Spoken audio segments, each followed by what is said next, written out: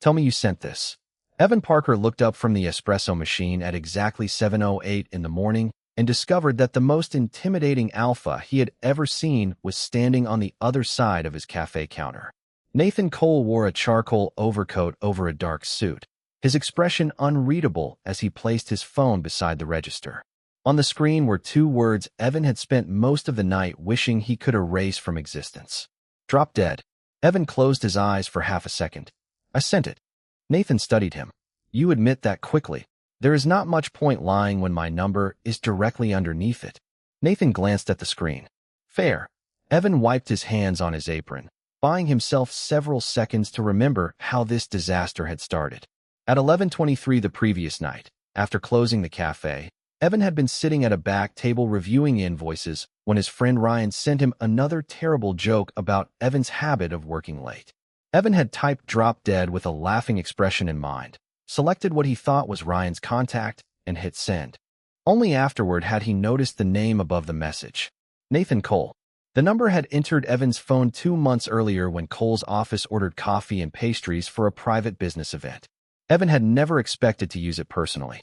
Everyone in the neighborhood knew enough about Nathan to know that he was powerful, private, and surrounded by rumors that made sensible people avoid unnecessary attention. Evan immediately sent another message. I am sorry. That was meant for a friend. Wrong contact. Completely my mistake. Nathan had not replied. Evan had convinced himself that silence meant the matter was finished. Then the bell above the cafe door had rung at 7:08. Now Nathan slipped his phone into his coat pocket. You thought telling me to drop dead was funny? I thought telling my friend to drop dead was funny. Evan paused. Context is doing a lot of work for me here. Something almost changed in Nathan's expression. Do you always speak this freely? Usually only before I realize who I am talking to. And now? Evan looked directly at him. Now I am trying very hard not to make this worse.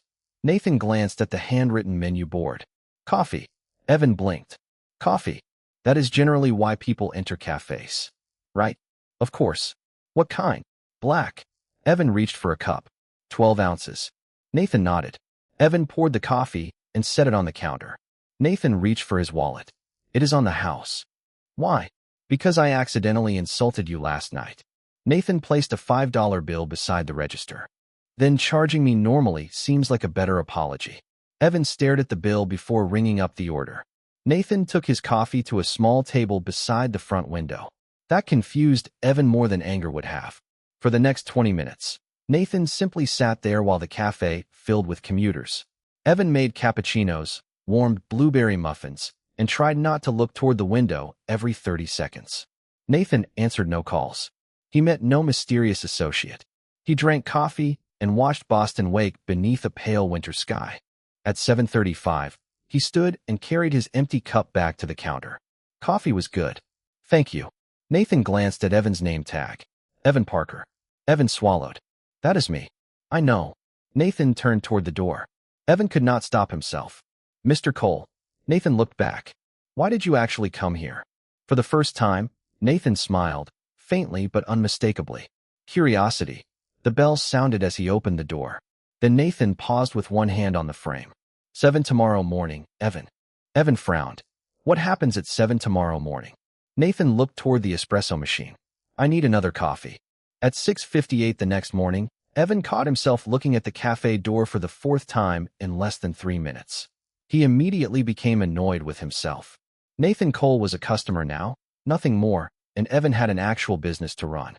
He checked the pastry case, adjusted a crooked price card, and told himself that powerful alphas probably made casual promises they forgot before breakfast. At exactly 7, the bell above the door rang.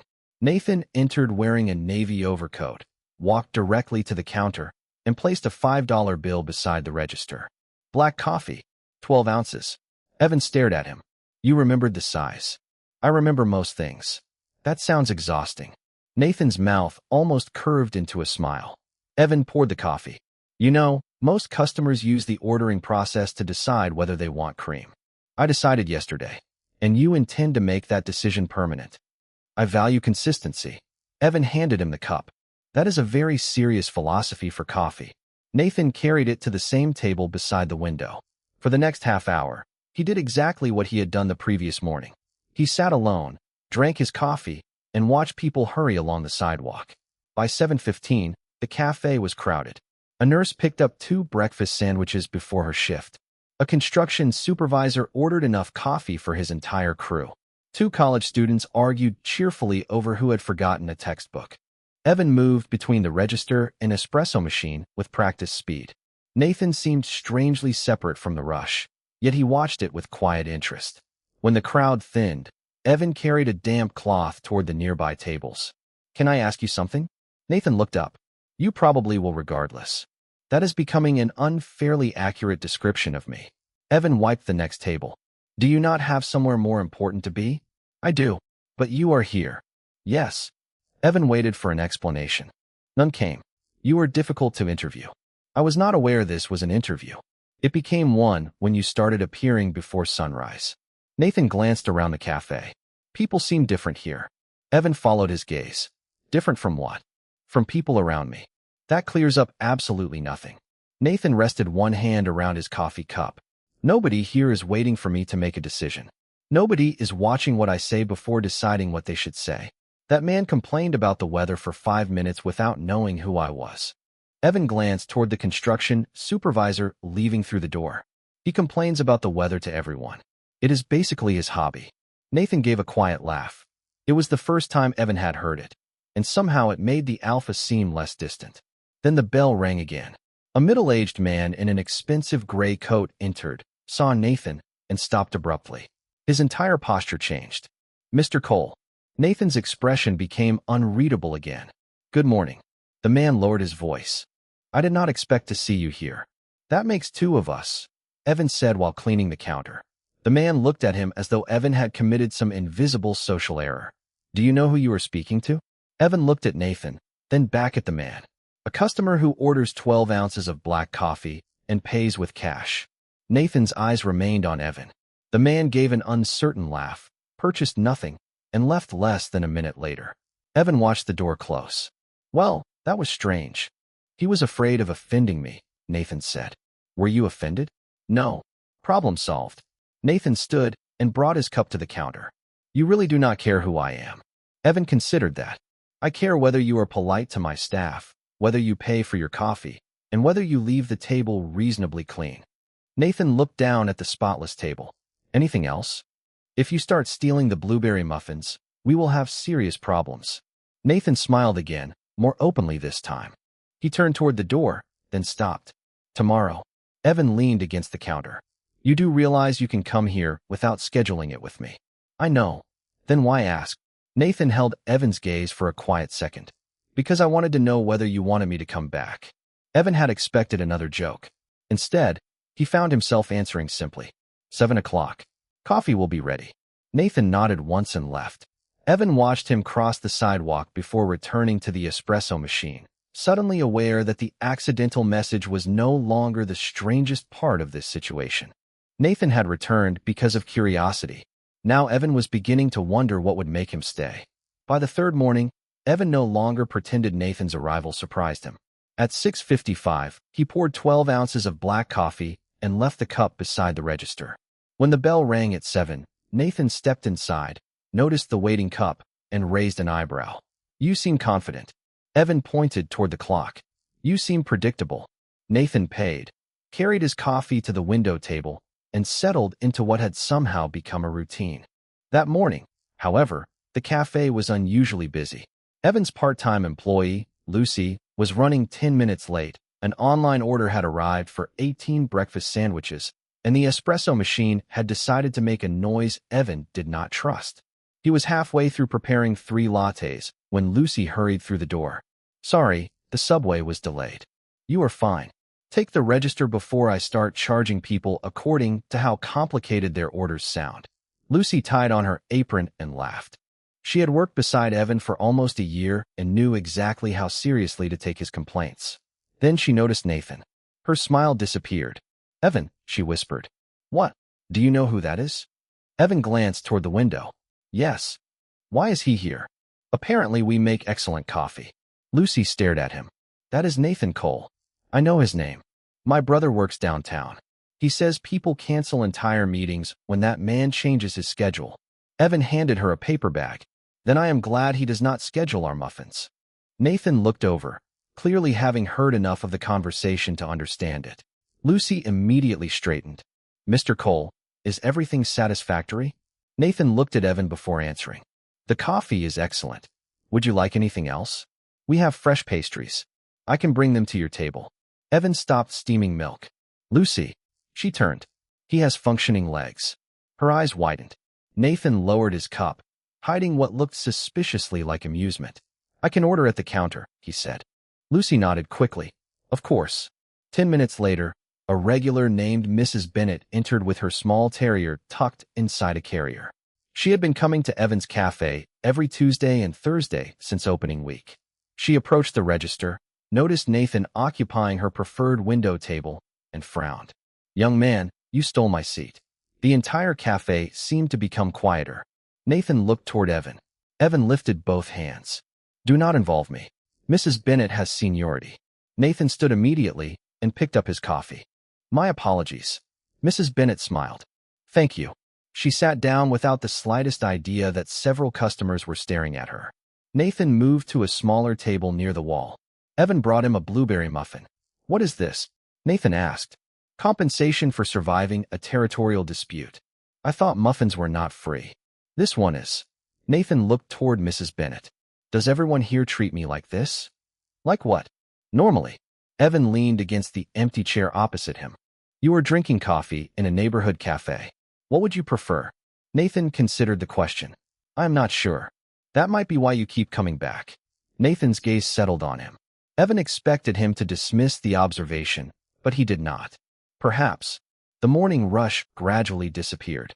Lucy took her break in the back room, leaving Evan to wipe tables.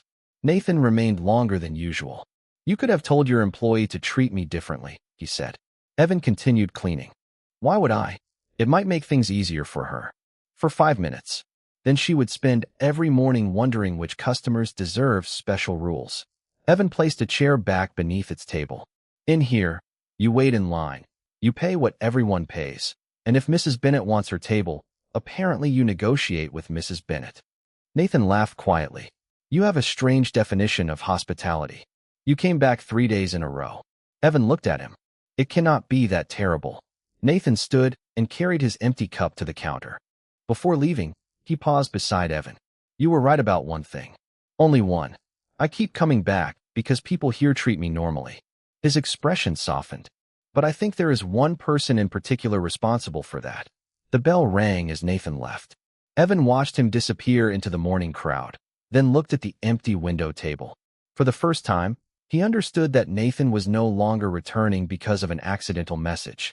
He was returning because inside these 4 walls, Evan refused to become someone different simply because Nathan Cole had walked through the door.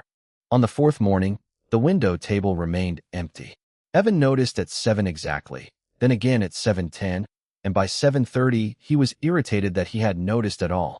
He poured the untouched black coffee down the sink before Lucy could ask why it had been sitting beside the register. Nathan had never promised to come every day. 3 visits did not create a contract. Still, when the bell rang, Evan looked up too quickly and found Mrs. Bennett entering instead. Expecting somebody? She asked. Customers. It is generally how cafes survive. She gave him a knowing smile and claimed her window table without further comment. Nathan did not appear the next morning either. By the 3rd day, Evan stopped preparing his coffee in advance. He told himself the routine had simply ended, which should have been a relief. Nathan belonged to a world Evan wanted no part of, while Evan belonged behind a counter where the biggest morning crisis was usually a broken milk steamer. Yet every time the bell rang near 7, his attention betrayed him. On the 4th morning, Boston woke beneath steady rain. Evan was carrying a tray of blueberry muffins toward the display case when the bell sounded at 7:12. Nathan stepped inside, water shining across the shoulders of his dark coat. Evan nearly dropped the tray. You are late. The words escaped before he could stop them. Nathan paused. Good morning to you too. Evan placed the tray down. I meant your usual time. I did not realize I had an official appointment. You do not. Then I am 12 minutes early for nothing. Evan tried not to smile. Black coffee. Nathan approached the register. 12 ounces. Evan poured it without asking. Nathan paid, then glanced toward the window. Mrs. Bennett was already there reading a newspaper. I have learned not to challenge her. Excellent survival instinct. Nathan chose the smaller table near the wall. Evan returned to work, but the question bothered him until the morning rush ended. Finally, he carried a cleaning cloth toward Nathan's table. Were you away? Nathan looked up. For 3 days. I noticed. Evan immediately regretted admitting it. Nathan's expression softened. I had business in Chicago. You could have said something. Would you have wanted me to? Evan opened his mouth, then closed it. Nathan waited without rescuing him from the question. Maybe, Evan admitted. Not because you owe me your schedule. It was just strange having you show up every morning and then disappear. Nathan nodded. I understand. Do you? Yes. Nathan turned the coffee cup slowly between his hands. People usually want to know where I am because my location affects their decisions. You wanted to know because you expected to see me. Evan leaned against the neighboring chair. Do not make it sound more meaningful than it is. I did not say it was meaningful. Your face did. Nathan laughed, and Evan felt the tension disappear. For a moment, Nathan was simply the man who drank black coffee every morning and had somehow become part of the cafe's rhythm. Then Nathan's phone vibrated on the table. He glanced at the screen but did not answer. Evan noticed. Important. Probably. You should take it. Nathan looked at him. You are trying to get rid of me now? I am trying to prevent somebody in Chicago from blaming my coffee for a business crisis. Nathan picked up the phone, silenced it, and placed it face down. They can wait 5 minutes. Evan did not know why that answer affected him, but it did. He returned to the counter before Nathan could notice. 20 minutes later, Nathan left for the day.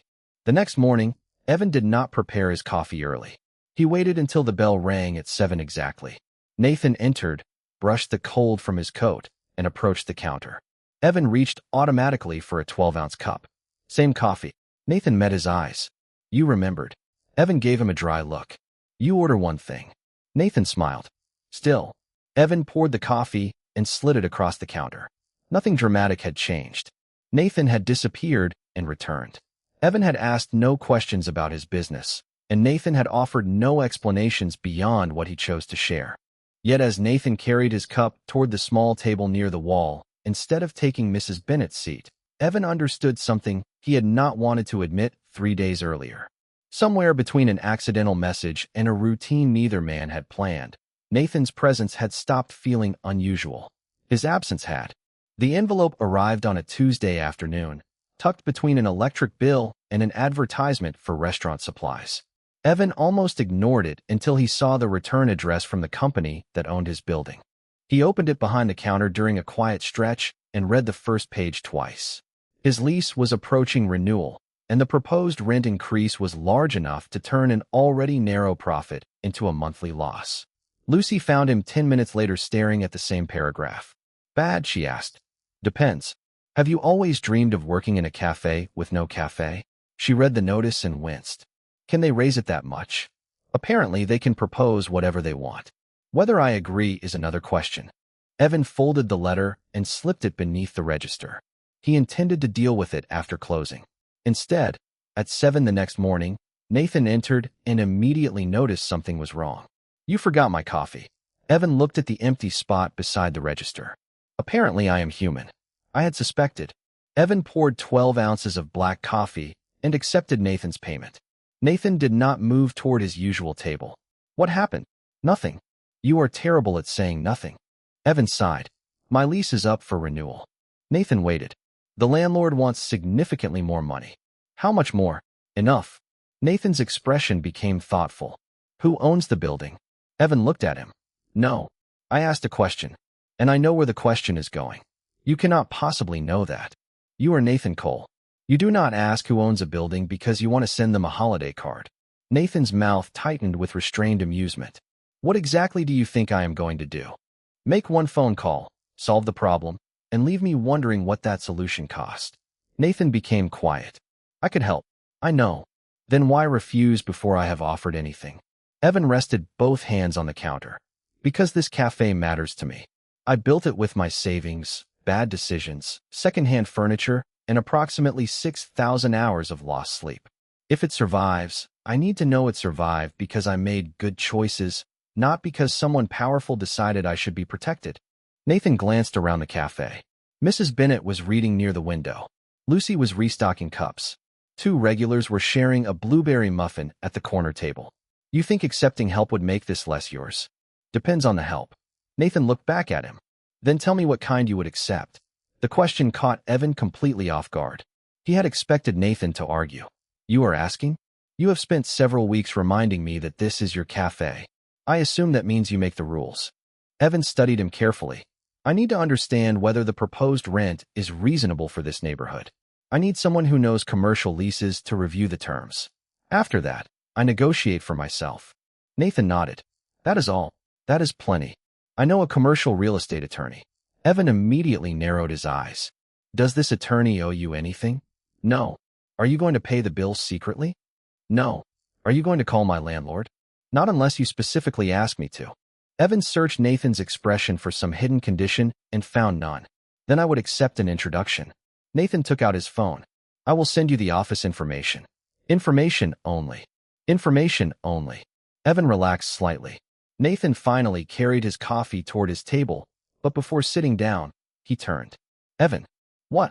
For someone who accidentally told me to drop dead, you have become remarkably comfortable giving me orders. Evan smiled. You keep coming back. That is true. Nathan sat down, leaving Evan with the strange realization that the most important thing Nathan had done was not offering to solve his problem. It was stopping when Evan said no. 2 days later, Evan met the attorney in a downtown office and learned that the proposed increase was aggressive but negotiable. He returned to the cafe with comparable rental figures, several suggested revisions, and an actual strategy. Nathan arrived the following morning. Well, he asked. Evan placed a fresh black coffee on the counter. I have a meeting with the property manager Friday. Do you want me there? No. Nathan nodded without hesitation. All right. Evan handed him the cup. But I might want to tell you how it goes afterward. Nathan held his gaze for a moment. I would like that. As Nathan walked toward his table, Evan realized the balance between them had shifted. Nathan possessed enough influence to open doors Evan could never open alone.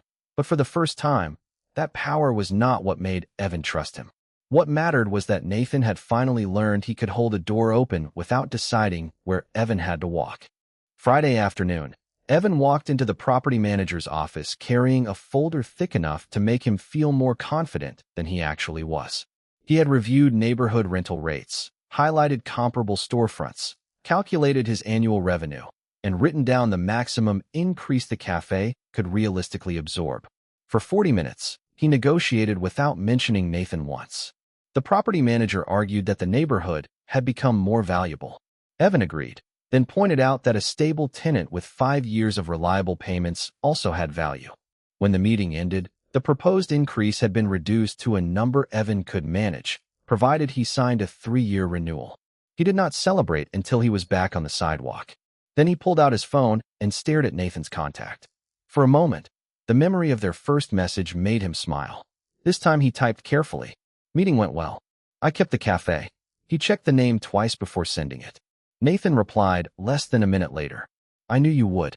Evan looked at the words longer than necessary. There was no claim of credit, no reminder about the attorney, and no suggestion that Nathan had made the outcome possible. The victory remained Evan's. Monday morning, Nathan entered at 7 exactly. Evan already had the coffee waiting. 3-year lease. Evan said before Nathan reached the register. Nathan stopped. You signed? Saturday morning. Congratulations. Evan handed him the cup. Thank you for the attorney. You did the negotiation. I know. I am still allowed to thank you. Nathan smiled and paid. Instead of heading toward his table, he remained at the counter. May I ask what changed their position?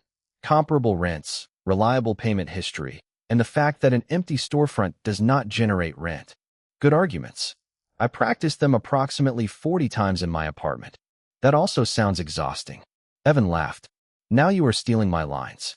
A customer entered behind Nathan, so he moved aside and carried his coffee toward the wall table. The morning became busy quickly. Nearly an hour later, Evan noticed Nathan was still there, reading something on his phone. When the rush ended, Evan walked over. You are staying late. Nathan put the phone away. I have time. Evan pulled out the empty chair across from him, but did not sit. Can I ask you something? You have established that you can. Why did you listen when I told you not to interfere? Nathan's expression became thoughtful. Because you asked me not to. That answer sounds suspiciously simple. It was not simple for me. Evan finally sat down. Nathan looked toward the front window before continuing. Most problems in my life are treated as things to control. If something is uncertain, I reduce the uncertainty. If someone needs something, I arrange it. People rarely object because the result usually benefits them. Usually? That does not make the method right. Evan said nothing. Nathan continued. When you refused my help, my first instinct was to solve the problem anyway. I could have convinced myself I was doing you a favor. But you did not. Because I realized that if I ignored what you wanted, then I was not helping you. I was helping myself feel useful. Evan leaned back, surprised by the honesty. That sounds like progress. I blame the coffee. Naturally. Nathan smiled. Then his expression softened.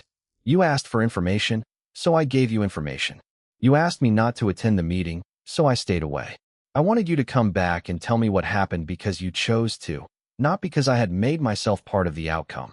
Evan remembered standing outside the property manager's office and choosing Nathan's contact before anyone else's.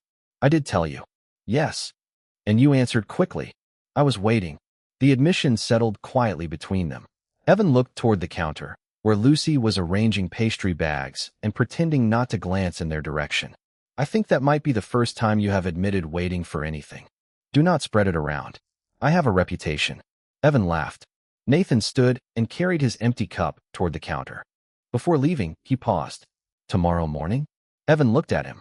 Weeks earlier, the question had sounded like Nathan requesting permission to return to the cafe. Now it sounded different. 7 o'clock, Evan said. Nathan nodded and left. Evan watched the door close and understood that something important had shifted again. Nathan had once impressed people by making things happen. With Evan, he was learning that sometimes respect meant deliberately doing nothing until he was invited to do more. The next morning, Nathan arrived 7 minutes early and found Evan standing behind the counter with 2 cups instead of 1. You are early, Evan said. You noticed. I notice when anyone threatens the sacred order of my morning schedule. Nathan looked at the second cup. What is that? Coffee for me. Contrary to popular belief, I occasionally consume what I sell. Nathan paid for his usual order and moved toward the wall table. Evan joined him a few minutes later while Lucy handled the first customers of the day. For once, neither man seemed in a hurry to fill the silence. Rain tapped softly against the front windows, and the cafe smelled of coffee and warm blueberry muffins. Evan turned his cup between his hands. I have been wondering something. Nathan raised an eyebrow. That usually becomes a question. Why did you really come here that first morning? Nathan's expression changed almost imperceptibly. I told you. Curiosity. That was not the whole answer. What makes you think there was more? Because nobody gets dressed, crosses Boston before breakfast, and walks into a neighborhood cafe just because a stranger sent 2 rude words to the wrong number. Nathan considered him for several seconds. You sent another message afterward. Evan remembered it immediately. The apology. Yes. That was the least interesting message I sent that night. To you, perhaps. Nathan rested his hands around his cup. Most people who realize they have offended me do one of 2 things. They blame someone else, or they apologize so excessively that the apology becomes a request for reassurance. Evan smiled faintly. I did neither. You said it was your mistake. You explained what happened. Then you stopped. What else was I supposed to do? Exactly. Nathan looked toward the rain-darkened street. I wanted to meet the person who could make a mistake, take responsibility for it, and not immediately start negotiating for forgiveness. Evan stared at him. So you came here to investigate my apology? That sounds ridiculous when you say it like that. It was ridiculous before I said it. Nathan laughed. Evan smiled, but the question that had been sitting beneath the first one remained. And why did you come back the second morning? Nathan's laughter faded into something quieter. Because you treated me like a customer. That cannot be rare. It is rarer than you think. Third morning, Nathan met his eyes. Because I wanted to see you again. Evan stopped moving his cup. The answer was simple, without drama, but that made it harder to dismiss. Nathan did not look away. You do not have to say anything. That is convenient, because my brain has apparently closed for maintenance. Nathan smiled. Take your time. Evan glanced toward the counter. Lucy was deliberately facing the pastry case, giving them privacy. You know what bothered me when you disappeared for those 3 days? Evan asked. You did not know where I was. No. I realized the cafe felt different without you sitting here. Nathan became still. Evan continued before courage abandoned him. I did not like that realization. You were supposed to be a strange customer with terrible timing. Then you became part of my morning. Is that a complaint? I have not decided. Nathan nodded. Then I will not decide for you. Evan looked back at him, and something about those words mattered more than any grand promise could have. Nathan had the kind of presence that made other people adjust around him. Yet here, he was refusing to push Evan even an inch. The bell rang as Mrs. Bennet entered, shaking rain from her umbrella. She looked toward Nathan. You are in the correct seat today. I learned quickly, Nathan replied. She nodded approvingly and claimed the window table. Evan laughed into his coffee. A few minutes later, Nathan stood to leave. At the door, he glanced back. Evan.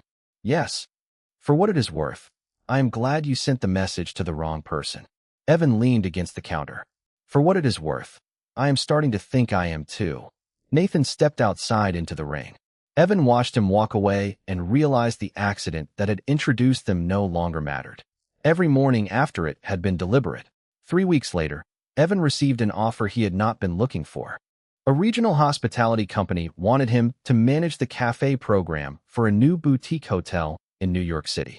The salary was nearly twice what he paid himself, the benefits were excellent, and the company would cover relocation expenses. There was only one problem. Accepting meant selling his cafe or finding someone else to run it.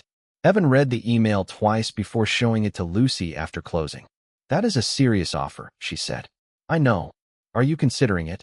Evan looked around the room he had spent 5 years building. I do not know.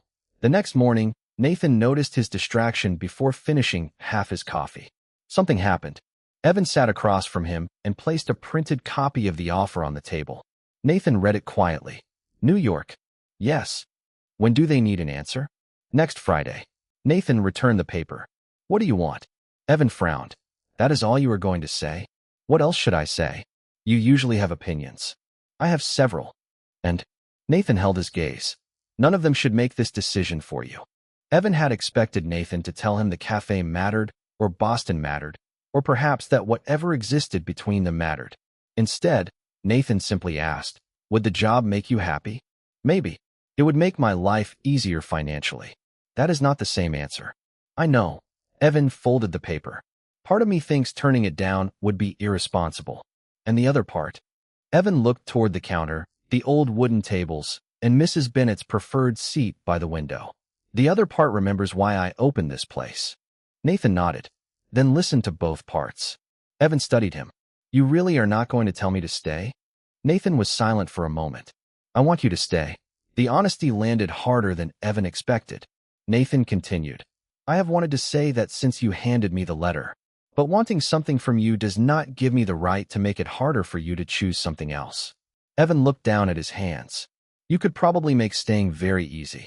Financially, yes. I could. Nathan leaned back. I will not. Evan looked up. Why?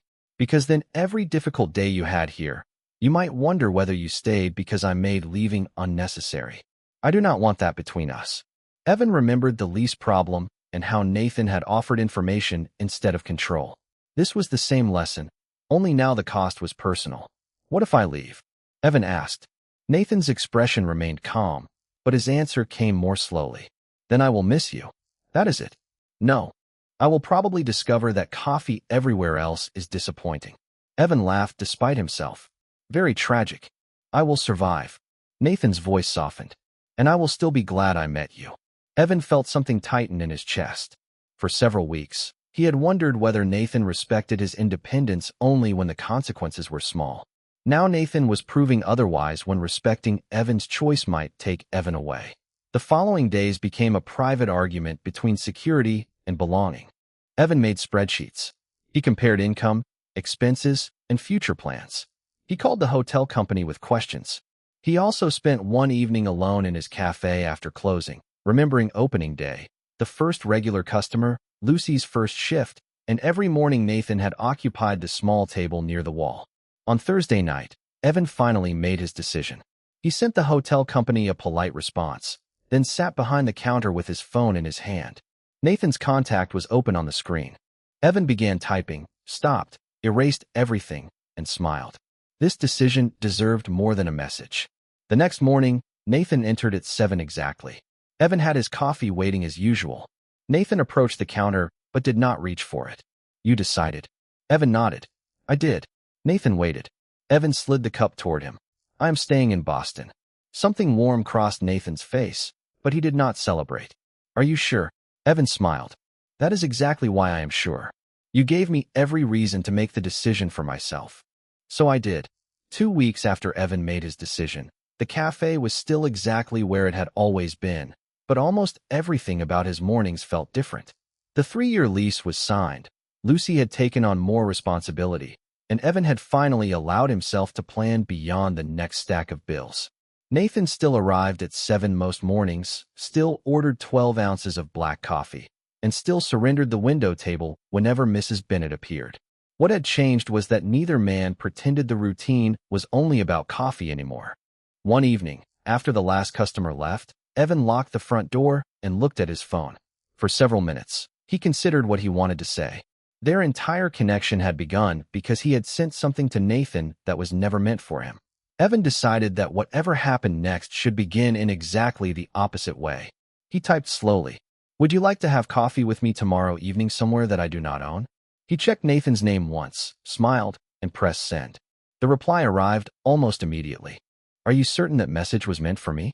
Evan laughed aloud in the empty cafe. "Completely certain." At 7 the next morning, Nathan walked through the door, holding his phone in one hand.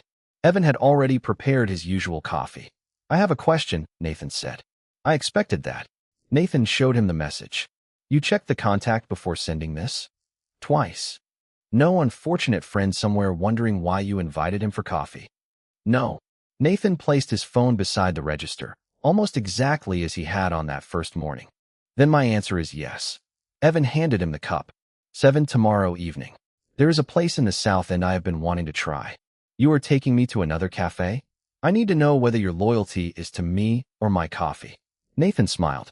"I thought we had established that weeks ago." Evan felt warmth rise in his face, but he refused to look away. "Maybe I wanted confirmation." Nathan became quieter. "Then yes, Evan. It is you." For once, Evan had no clever response. Nathan carried his coffee to the familiar table, and the morning continued around them. A month later, their routine had expanded beyond the cafe. Sometimes they had dinner after Evan closed. Sometimes they walked through Boston with no destination more important than finding somewhere warm. Nathan never tried to take control of Evan's business, and Evan never asked Nathan to become someone simpler than he was. They learned each other gradually, through ordinary choices rather than dramatic promises. One snowy morning, Mrs. Bennet entered and discovered Nathan already standing to give her the window table. "You are learning," she told him. "I had a good teacher," Nathan replied, looking toward Evan. Later, when the cafe emptied, Evan brought Nathan a blueberry muffin and sat across from him. "Do you ever think about how ridiculous this is?" Evan asked. "Frequently. One wrong contact. One very rude message. You deserved none of it." "I disagree." Evan laughed. Nathan reached across the table and rested his hand beside Evan's, leaving the final inch of distance for Evan to decide. Evan looked at it, then placed his own hand over Nathan's. The gesture was simple, quiet, and chosen. "You know what the strangest part is?" Evan said. "What?" "I spent that entire first night wishing I could take the message back." Nathan gently closed his hand around Evan's. "And now?" Evan looked around the cafe he had chosen to keep, at the counter where Nathan had first confronted him, at the table that had become part of their mornings, and finally at the alpha who had learned that caring for someone did not mean controlling their choices. "Now I would not change it." Nathan smiled. Outside, snow drifted over the Boston sidewalk while the cafe windows glowed against the winter morning. Nothing about their beginning had been intentional. Everything that mattered afterward was.